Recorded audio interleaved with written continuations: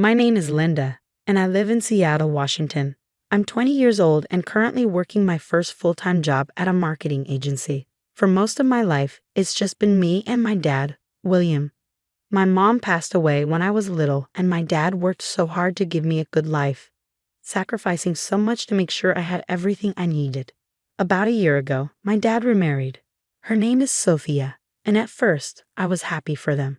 She seemed kind and welcoming, and she always treated me like her own daughter. I'll admit, I was a little hesitant at first. Bringing someone new into our lives felt strange. But she made me feel comfortable, and I genuinely thought she cared about me.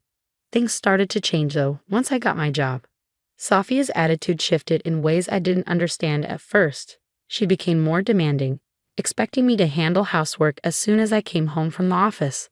I'd be exhausted, but she didn't seem to care. It was little things at first. Can you wash the dishes before bed?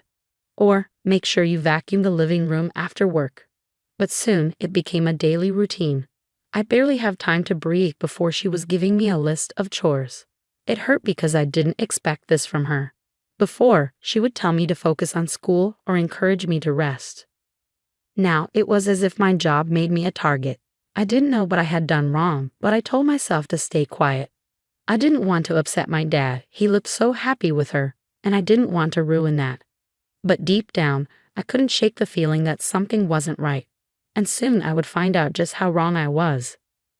One evening, I had just gotten home from work, drained from a long day. As usual, I was halfway through washing the dishes when Sophia called me from her room.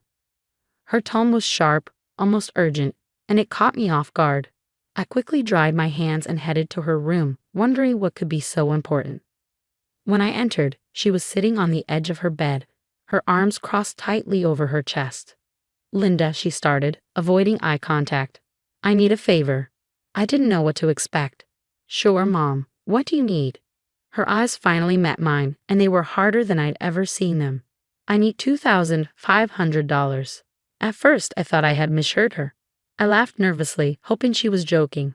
"Why would you need that kind of money from me? Dad gives you everything, a car, money, whatever you need. What's this for?"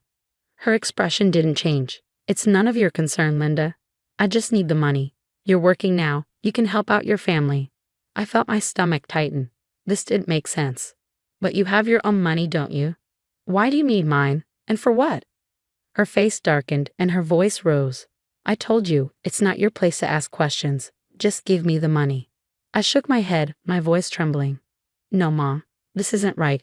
If you really need it, you should tell Dad. He's always been there for you." Her hand shot out so quickly that I barely had time to react. The slap stung across my cheek, and for a moment I was too shocked to say anything. The woman who had once treated me like her own daughter had just hit me over money. "You listen to me," she hissed, her voice low and threatening. "You're not going to say a word to your father about this. Do you hear me? Not a word." Tears welled up in my eyes, but I didn't let them fall. I couldn't believe what had just happened. This wasn't the Sophia I thought I knew. I stared at her, my cheek burning, and managed to whisper, "I don't know who you are anymore." I turned and walked out of her room, my mind racing. My hands were shaking as I pressed them against my face, trying to calm down. How could she do this? How could she hit me and then demand my silence? That night, I couldn't sleep. I kept replaying the scene in my mind, questioning everything about her. The slap wasn't just an act of anger, it was a betrayal. For the first time, I felt genuinely afraid of her, and I knew this wasn't something I could ignore. Something was terribly wrong, and I had to figure out what it was. The next day, I went to work, but I couldn't focus on anything. My cheeks still felt warm where she had slapped me the night before, and the memory kept playing in my mind like a bad movie I couldn't escape. The tension, the anger in her voice, and the shock I felt when her hand connected with my face. It all lingered, making me feel uneasy and distracted. By the time I got home that afternoon, I decided to come home early, needing some peace and quiet to surround my thoughts. But as soon as I stepped into the house, I realized something was off. The living room lights were on, and I could hear voices, laughter actually, a man's voice mixed with Sophia's. Curious, I walked quietly toward the sound. The closer I got, the clearer their conversation became. I froze just before stepping into the living room. hiding behind the edge of the hallway wall. "I can't believe you actually slapped her," the man said, laughing softly. Sophia giggled, her voice playful and light, so different from the harsh tone she used with me. While she was getting nosy, she threatened to tell William about me asking her for money, so I had to shut her up somehow. "Don't worry about it. She's too scared to do anything about it." My heart dropped. My hands started trembling, and I felt a sick knot form in my stomach. Who was this man? And why was Sophia so comfortable laughing about slapping me? "And William?" the man asked, his tone casual but probing. "What about him? He hasn't caught on yet?" Sophia sighed. "No, of course not. He's too busy working all the time. He just hands me money whenever I ask. I told you, we don't need to worry about him. It's Linda who's becoming a problem." I peeked around the corner and saw them sitting on the couch together. He was young, maybe in his late 20s, and he had his arm draped casually over the back of the couch, close to Sophia. They looked far too comfortable together, like a couple who had been doing this for a long time. Sophia leaned in closer to him and whispered, "She'll keep her mouth shut. She doesn't have the guts to stand up to me." At that moment, something inside me snapped. I wasn't scared anymore. I was furious. How dare she talk about me like this, like I was some obstacle in her life? And how dare she disrespect my dad like that? He had given her everything, his trust, his love, and his hard-earned money. And here she was, laughing with another man about her lies and betrayal. I stepped into the living room, my heart pounding but my voice steady. "I guess I do have the guts after all." Sophia's face turned pale the moment she saw me standing there. The man quickly moved his arm away from her, sitting up straighter like a kid caught stealing cookies. "Linda," Sophia stammered, her voice shaky. I crossed my arms, glaring at her. "I heard everything. All of it, and I'm not going to keep my mouth shut. I'm telling Dad." Sophia jumped to her feet, tears springing to her eyes instantly. "Please, Linda, no. Don't tell him. I made a mistake. I wasn't thinking. Please, I'm begging you. Don't ruin this for me." I shook my head, my anger boiling over. "You slapped me, you lied to me, and you're lying to him. Do you even care about him? About us? Or is all of this just some game to you?" She started sobbing, falling to her knees like a scene from some cheap drama show. "I'm so sorry, Linda. Please forgive me. I'll do anything, just don't tell your dad." But I wasn't buying it. Her tears meant nothing to me now. I looked at her one last time, her desperate face pleading with me, and I turned away. I had made up my mind. My dad deserved to know the truth, and I wasn't going to let her manipulate me anymore. That evening, I sat at the dinner table, my heart pounding so hard I could feel it in my throat. My dad, William, had just come home from work, looking tired but cheerful, like he always did. Sophia sat across from me, her eyes darting nervously toward mine every few seconds, silently begging me to keep quiet. She hadn't said a word to me since the confrontation earlier, but the tension in the air was suffocating. I couldn't hold it in any longer. My dad deserved the truth, and I was done protecting her. "Dad," I started, my voice shaky but firm. "There's something I need to tell you." He looked up from his plate, his brow furrowing. "What is it, sweetheart?" Sophia immediately jumped in, her voice frantic. "Linda, don't. Whatever it is, we can talk about it later." I ignored her and kept my eyes on my dad. "It's about Sophia. I came home early today and found her with another man in the living room." Dad froze, his fork halfway to his mouth. "What are you talking about?" I took a deep breath, trying to steady my voice. "I heard them talking, Dad. She's been seeing him behind your back. And it's not just that. She's been giving him your money. She even admitted to slapping me last night because I refused to give her $2,500. The room fell silent except for the sound of Sophia's chair scraping against the floor as she stood up. "William, she's lying. She's making this up because she's angry with me. You know how kids can be." But I wasn't going to back down. "Dad, I swear I'm telling the truth.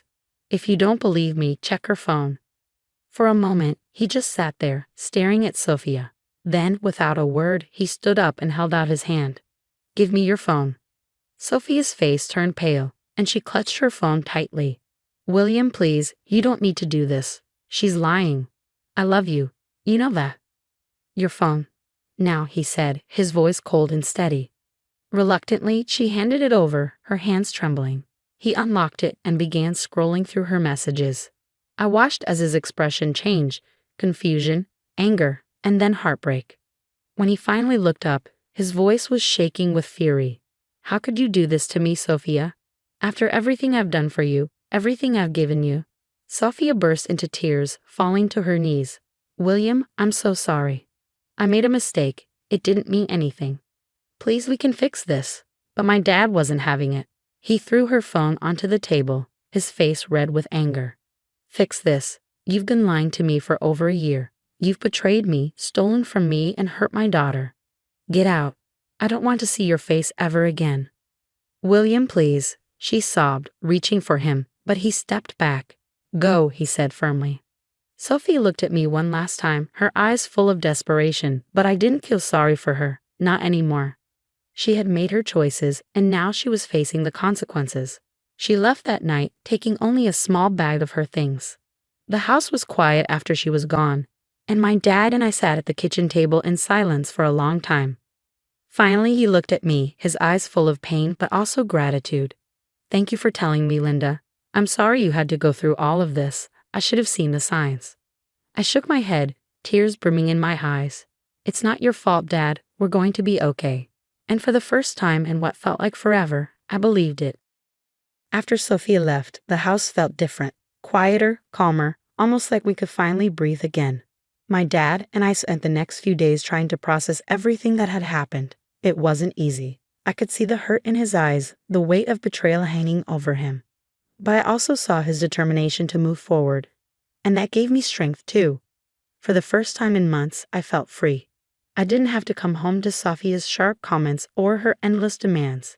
I didn't have to tiptoe around her moods or worry about her taking advantage of my dad. The house felt like home again, a place where I could truly relax and be myself. As the weeks passed, my dad and I grew closer. We started spending more time together, cooking dinners, watching old movies, and even going on weekend hikes like we used to when I was younger. It felt good to have that bond back, and I could tell he was slowly healing too. I also started focusing more on myself. I realized how much energy I had wasted trying to keep the peace with Sophia, and I promised myself I would never let anyone drain me like that again. I poured myself into my work, taking on new projects and impressing my boss. Outside of work, I reconnected with old friends and even picked up a new hobby, painting. It was something I hadn't done in years, but it brought me so much joy to lose myself in colors and creativity.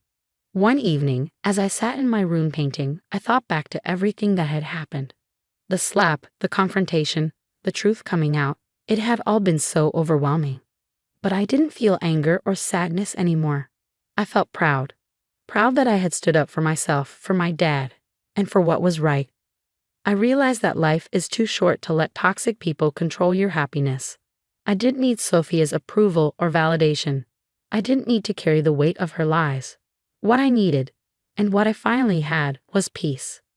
My dad once told me, sometimes the hardest decisions are the ones that set you free. He was right.